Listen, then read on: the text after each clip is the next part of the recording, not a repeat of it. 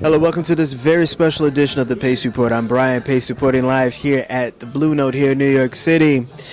This week marks a milestone for guitarist Earl Klugh, and one that he's about to celebrate his 60th birthday, as well as he's just released his brand new and his third solo guitar album called HandPicked.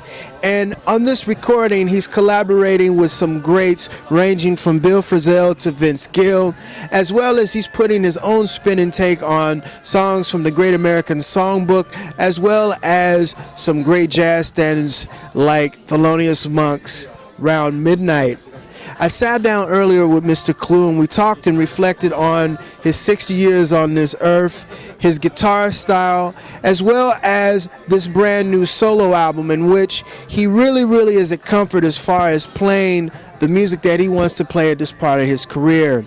So sit back, relax, and enjoy the sounds of Mr. Earl Klugh, live here at the Blue Note here in New York City.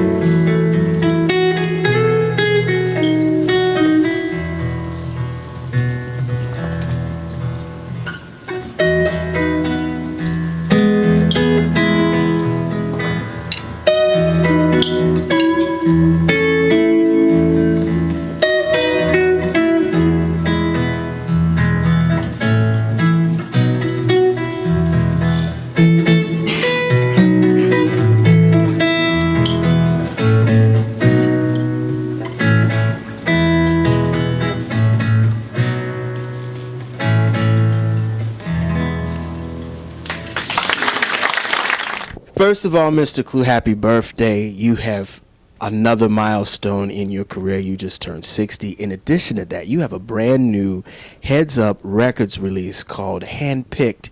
And this technically is your third solo guitar recording. Yes, it is. Yeah, I'm surprised that you know that. But then I shouldn't be surprised that you know that. Yes. This is my third solo album, technically, yes. You know, I kind of changed it up just a little bit, and I called some of my buddies, Vince Gill and Jake Shimabukuro and Bill Frisell. Now, you just mentioned three heavyweights. First of all, let's dive into Vince Gill. Vince comes from Pure Perry League as well as a successful country solo artist. Yes. What did he bring to the table? Because you guys do an Everly Brothers standard called All I Have to Do Is Dream. Yes. Well, you know, that's one of my favorite songs when I was a kid. And my mom was a big Everly Brothers fan. And looking at the songs and the artists that I was able to pull together, it really became a fun project, because the first song we did was with Bill Frisell, and it was we had been friends for a number of years, and we did maybe about 5 or 6 years ago, we did like a whole 4-night package at this Performing Arts Center in Pittsburgh, and that's really what kind of gave me the idea to maybe do some duets, and it really worked out, really well. It was really fabulous, and Bill was on board right away, and so it made it very easy and comfortable to get going with the project. We're talking about the guitar, and Bill Frisell is a guy who put a very special niche in jazz music, not just jazz music, but folk as well as American roots music. And right. You also put your niche in jazz also. What is it that playing with Bill was, what was that like? Oh well, I really enjoy playing with Bill because he he's pretty much like me. You know, I enjoy just if I know the song or if I'm close to knowing a song. You know, you go in there and you just hammer away at it. You know, you just you get ideas. I like to just do things on the spur of the moment when I'm playing with different musicians. I used to do that all the time with George Benson when we were traveling together, and I think I kind of I got into that from his working with him like that because he really enjoys playing the solo guitar and going back and forth. You know, that's a lot of what we would do, back in the 70s after the shows, because George, he loves to just play until, 1 or 2 o'clock in the morning. So, that kind of rubbed off on me too. I like the spontaneity of being in a moment like that and trying to, just come up with some ideas and, something that, 2 heads are better than one. You go really, really, really hard and very unique on the Eagles Hotel of California, and you have a beautiful collaboration with a very young ukulele player from Hawaii. That tell me about. First of all, tell me how you guys got together, and 2, what is it that he's bringing to the music game right now? Because you don't have too many ukulele players out here right now. Oh no, not many at all. I was aware of Jake some time ago, but I never had the opportunity to meet him.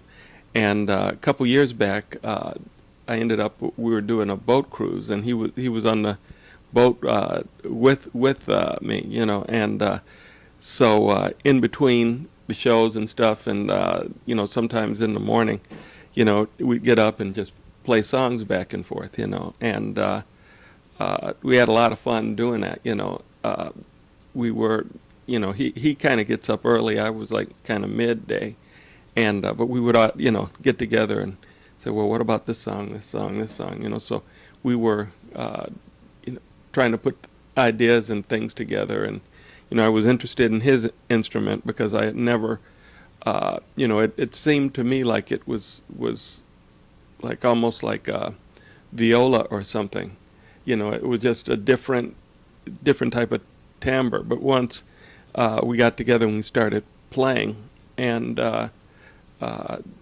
we ended up, I'm thinking probably 7, 8 songs in an afternoon before, we stopped, and that's a really good sign. He's very, I enjoy it because, I'll play something and he'll play something and I'll play something, and it just keeps moving things ahead. And that's really, the whole thing of music and collaboration. It really, it stimulates me because I have help. I have ideas, but sometimes, you get in a rut, or you find someone who can spur you on. I definitely got that from Jake. Yeah. Earl, the last time we broke bread, you had talked about the recording process. Now, it was different when you were starting off in the 70s. Now you have your own home studio, and you can pretty much put your ideas and conceptualize putting your whole project together. Going into a studio playing solo guitar, what is it that you are seeking musically when you do it? Because, this project is totally different from your other 2 projects, your solo guitar projects. Yes, very much. I wanted it to be just right in the moment, just spontaneous. And it really worked out that way, especially after I had the chance to do the thing at the Manchester's Craftsman's Guild. It really opened my eyes to what you really can do. We'd run through the tunes maybe once or twice or 3 times, and that was it. But during that phase, we weren't actually recording. We were just, being part of the show at the Craftsman's Guild. But it really showed me something that you don't have to beat a dead horse. You can just play, and it usually works out fine. I mean, it was really a lot of fun. I mean, most of the takes were maybe 1 or 2 or 3 times at most, you know. And we didn't go back in to try and fix anything either. We just, you know, played it together. Yeah. Earl, you are in a very, very elite class of nylon acoustic guitar. It's you, maybe Jose Feliciano, the late Charlie Bird. Yeah. What is it about the nylon acoustic guitar that really kind of, this was the instrument that you wanted to play? I just really love the sound of the classical guitar, you know, and I can't really put my finger on it any other way. I just really, when I heard that instrument, I was like, wow, this is great, you know. I was very fortunate. I had taken maybe 5 years of piano prior to getting a guitar. You know, I was always bothering my mom about getting me a guitar, you know. So she finally did, and at that time, you know, it was the kind of thing. She got me a nice guitar. She says, "Well, you better play it." You know what I mean? It's like, okay, you got it. Now you better play it. So I'm like, okay, I'm stuck. You know, and it's funny you say that, because when I've seen you over the years, it seems like your right hand, when you're playing, doesn't do a lot of work, but you produce a strong sound from that guitar. Oh yeah, yeah. Well, see, it's small movement. You know, it's string pattern is there, so it's right there. So I'm doing a lot, but it doesn't look like it. Because, you know, I want to piggyback, because one of your big influences was Chet Atkins. Yeah. And explain, because Chet Atkins was a very unique hybrid of things in the music industry. He was a producer, he was a great guitarist, Yeah. and a great arranger. What is it about Chet that the music world is missing? Because he brought a lot to the game, and as far as his guitar technique also. Yeah, well, you know, his guitar playing was just super. You know, I mean, you listen to a Chet Atkins album, and there are no squeaks, and it's not a thing of he's taking the squeaks out. You know, I sit with him this close, and you don't hear any string noise or anything, and he's got the same strings that I have. You know, so it's a touch in a way. That he, you know, he was able to get some textures out of the instrument that I obviously couldn't get, because I was squeaking forever when I was younger. But I've gotten a lot better. You know, it's just a matter. I mean, Chet was just flawless, and he loved all styles of music, just everything. You know, country music. He you know, very, very big, but he did all types of stuff, classical music, and the whole thing. He was the real guy, the whole package. Another one of your important influences, and we have to bring him up, is Wes Montgomery. And Wes played without a pick. He strictly fingers. Yes. What was it about his technique and his style that perked your ears? Well, he just had a touch all of his own, and you know, so many people, they think that, you know, like Wes is just solely, you know, playing with his thumb. You know, he used it more as a plectrum, because he would go down and back. You know, and a lot of people never really caught that. I remember when I was first spending time with George Benson. You know, he would play with a pick, but he would also just play with his thumb and use it as a pick, you know, down and up, you know. So a lot of times, all of those notes, when he doesn't have the pick, he was using his thumb as a pick, back and forth. Now that was just, I never was able to get that together, you know, because you know, I got all my other fingers, so I never really looked into the whole art of, you know, using your thumb as a plectrum. You know, not just hitting the, you know, but back and forth like a pick. Another one, Lorinda Almeida.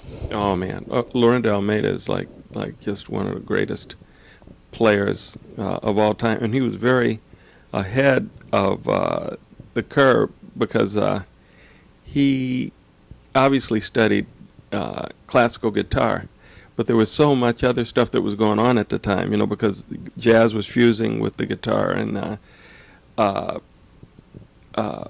he just kind of saw a wider spectrum than most of the players, because he would do legitimate classical music. He wrote pieces. He actually did some film scores. People didn't know about. Most people wouldn't know. I mean, he just really brilliant guy, and probably one of the best tones on the classical guitar of anybody ever. Finally, two more guitar players, and I think these two I cannot leave here, and people would probably shoot me. Why didn't you ask this? The first one, the second to last is Charlie Byrd. Yeah, Charlie Byrd's a great player. He was a great player, and he really ushered in the bossa nova in the '60s. Him and Lorenzo actually, and I had opportunity to spend some time with Charlie Byrd, and he was a wonderful man. And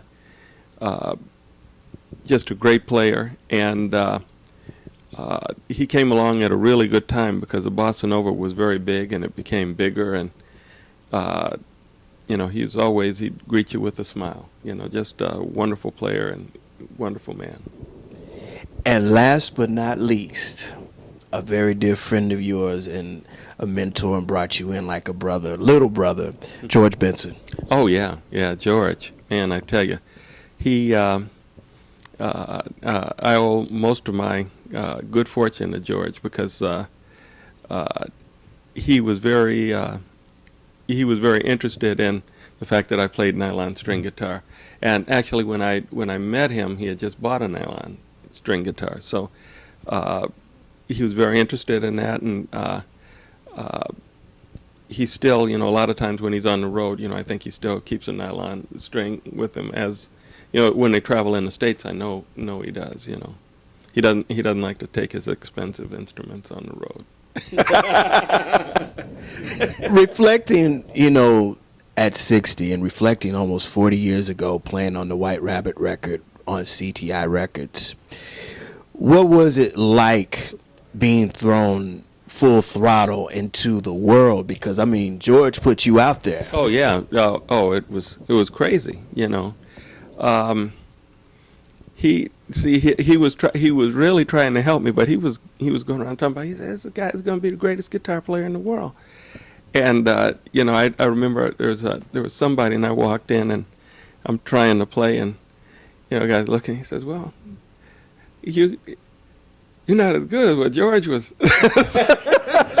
George was saying. I said, "Well, what was George saying?"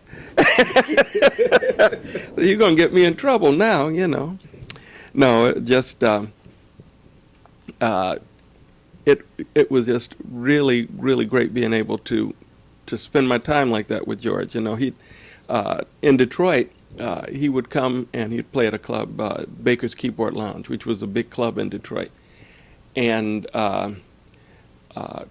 we were all of my friends, we were all underage to get into the club, so George was playing there for 10 nights. It's the first time we spent any real time.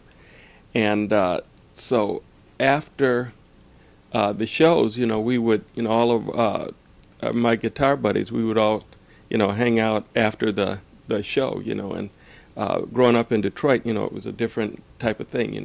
Ray Parker and I were good buddies, and, I had a chance to meet so many of the Motown stars like Marvin Gaye and people like that, and so there was a lot of music in Detroit, and for a long time it was pretty casual and a safe city, but it kind of over time started getting a little but these were all really great experiences, and I'm just glad that I was so fortunate to grow up in a club where all of the great players come through, and you kind of feel like you really can do this, you know. I mean, being a kid, 19, 20, 21, you know, and you see all the musicians who are playing. I said, well, I'd rather do that than, gosh, whatever else I would want to do. You know, I'm like, okay, well, I'll do this and spend my time trying to become a really great player. Now, some of the guys, like Ray is a very smart guy, you know, very business-minded, you know. So he decided he was going to go in a bit of a different direction because he says, Earl, you playing all that stuff, it's too hard, man. He says, you know, because you just take some of those notes out, and you know, I'm like, Ray, you go ahead and do what you're going to do, you know. Well, you see what happened. I mean, we got, oh goodness, Shaka Khan Rufus, radio. I mean, he's another prodigy of that great ingenuity of Detroit as far as the music factor. He and Nathan Watts. And all of those guys. All of those guys. You know, I'm going to tell you something. I was honored to sit down with Mr. Grusin and Mr. Rosen for the 30th anniversary of GRP in the Blue Note almost not even a year ago. Oh, wow. And I asked them, I said, what are some of your top 5 musicians that you had the opportunity to introduce and produce?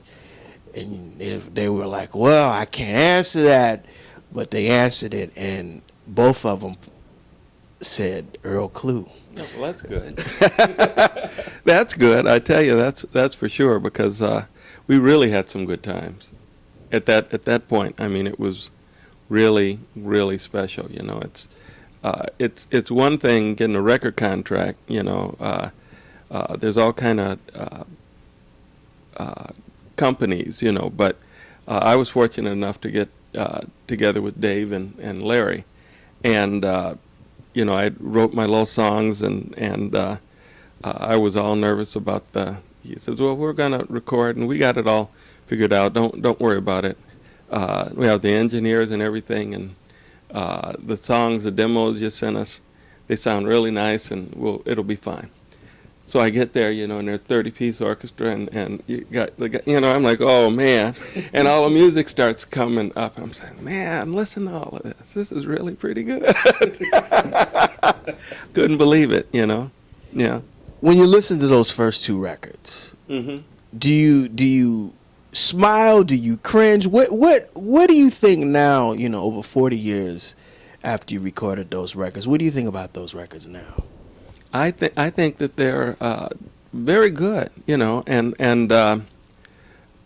it's surprising to me how, you know, the more things change, the more they stay the same. You know, it's always been, you know, for me, it's always been melodic music.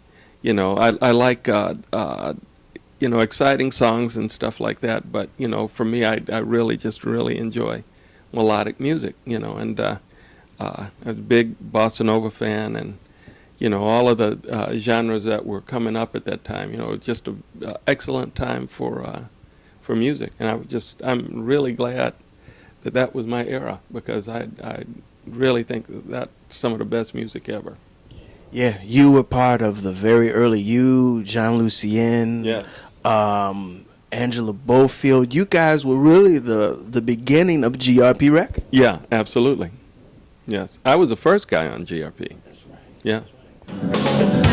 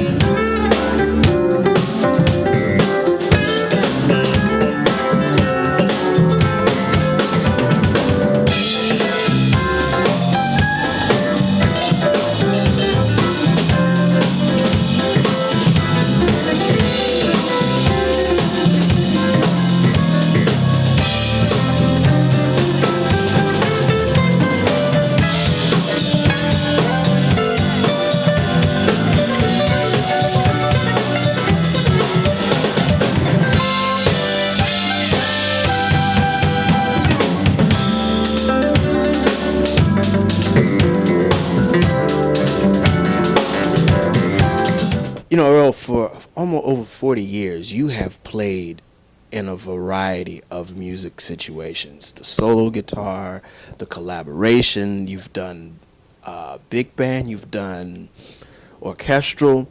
Which form of ensembles do you prefer at 60 right now? I just enjoy all of it now. I really do. I enjoy just sitting around in a comfortable setting playing guitar. I really enjoy whenever I get a chance to record with orchestras and stuff. That's a big thrill, and it's really it's kind of overwhelming for me, but I love it, and it's a good challenge, I'm up for a good challenge. I want to just keep,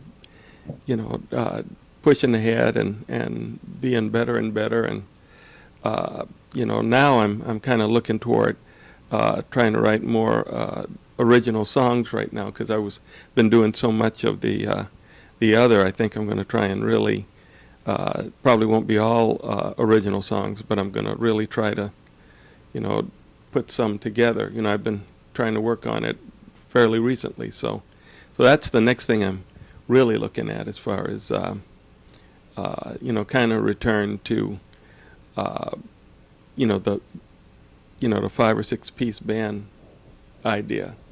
Yeah. Earl Klugh, what does jazz music mean to you? Jazz music. Well, what does it mean to me? It's probably the most fun I've ever had is, sitting there with my guitar and playing, And I'm just very lucky that I worked hard enough at it, so I would be able to do it for a living. Yeah, because I certainly couldn't do anything else.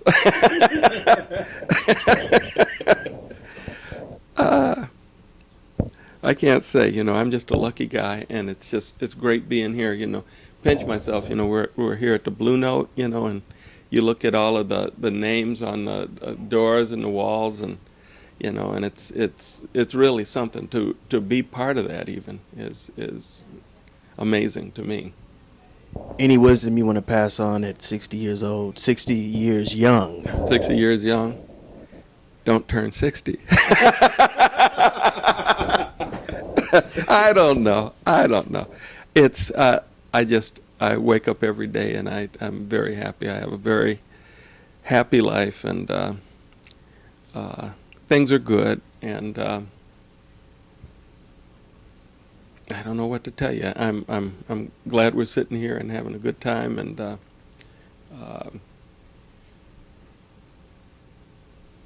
I'm happy.